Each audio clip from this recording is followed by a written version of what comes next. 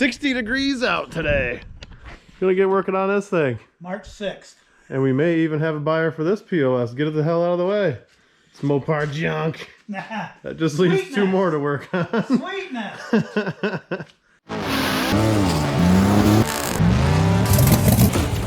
Plans changed a little bit. I'm gonna do a little welding on this thing here. I'm gonna drill a 1/2-inch hole here, stick that baby on there, weld it, and actually weld a brace too.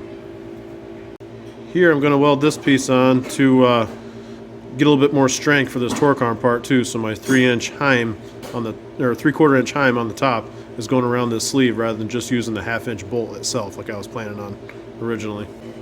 Using my precision tool here to turn this into this. That rolled halfway decent, and should be able to tuck these tires up in there now. Okay, right here is where I want ride height to be. Pretty close, but we may have to modify that plan a little bit. It's really tight in here. I mean, I can make some clearance when I put in my new hoop there, but it's also really close to that crossbar. And I'd probably have to run shorter coilovers to make that happen too. Axle's really close to the frame rail, which I can do like a C-notch or something basically. It is sheet metal, not heavy steel, but I could make something work. But that cross brace there could be a problem. These are the factory 205/55 R16s, and I can go a little bit taller on the tire. I want to keep them completely factory looking, but I can go a little bit taller on the tire, and that wouldn't hurt to knock down the gear ratio either, because the 373 axle is going to give me a little bit more RPM in 5th gear than it would have been with like a factory Beretta with a 3.1 5-speed, or these autos were deeper too, or taller too for the final gear. But so a little bit taller tire will help with the gear ratio a little bit, and the NV3500 has plenty of first gear for that not to be a problem. The clearance here after rolling those fenders is good though, so I'm not worried about this being full compression on a bump stop when I get that set about right. So my axle width I'm happy with here, and the way it fits. Actually can come this way here too because I got more room. That's where that adjustment with the panhard bar comes in. But my axle width I'm very happy with.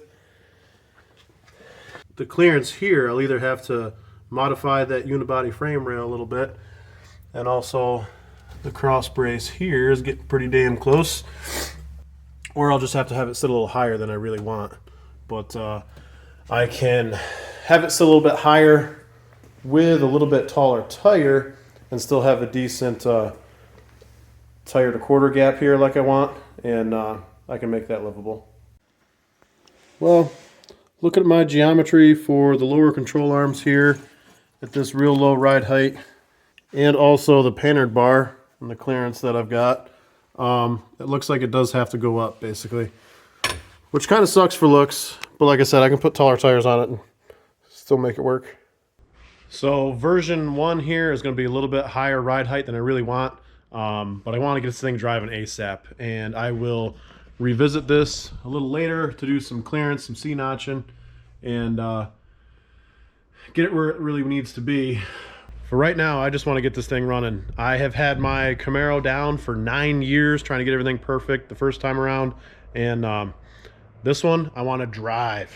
Plus, with gas at like $4.50 a gallon, the 8.1's not a great daily driver right now. This would be better than that. So it's under its own weight. Spring rate looks about right. Got a 6x6 underneath the pinion right now since the torque arm isn't hooked up, but that is the spring rate, and I don't think that's too bad actually. I think that's halfway decent. Okay, here we go, welding this baby on the torque arm.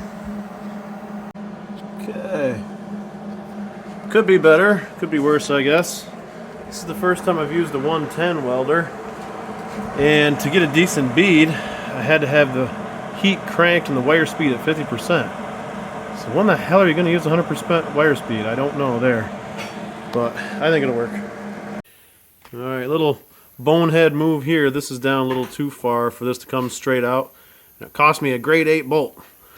But I think what I'm going to do actually, which will make life a little easier, is weld a nut on the back side here. And that way when my bolt runs through this way, I don't have to keep a wrench on the back side of it. Okay, so here is version 2 of my panhard bar mount. Since I cut off the top adjustment part, cut off the top here, because I'm never going to use it the way this ends up while it's in the car. And welded that nut on there so it's a little easier to take stuff on and off. I am going to weld this on here too, and then weld a brace from here to the tube itself or the bracket. I'm not sure exactly what I'm going to do yet. But first I'm going to take this to work and turn this down a little bit. So then this rod end will slide right on here after I turn it down and just run a nut on the top. It'd be a nice clean way to do it without having to do another one of these adapters that I had that I'm already using up.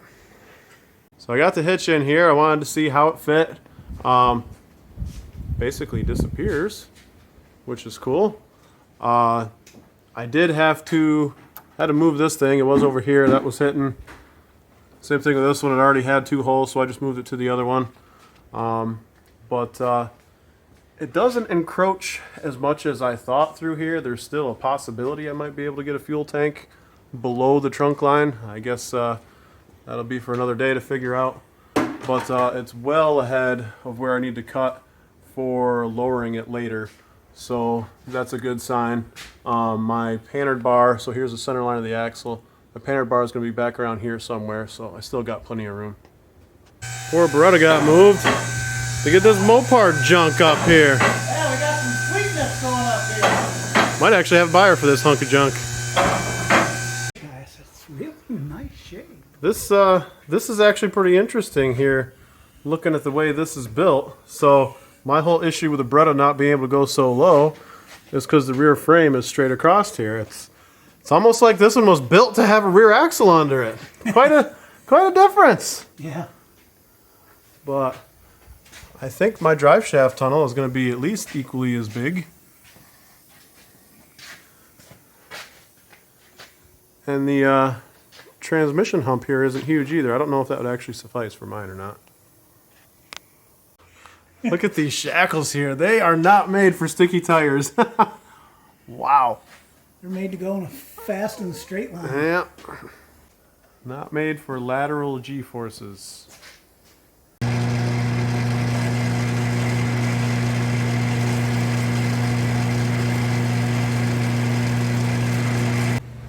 Alright, third time's a charm, I guess. This thing is beautiful. Not for lack of screwing up, though. I gave this one to my coworker to do, and he cut the wrong part of it. I guess I didn't explain that very well. I cut this one, and I cut it too deep. Brain dead, I guess. I'm not sure what happened there. But this one,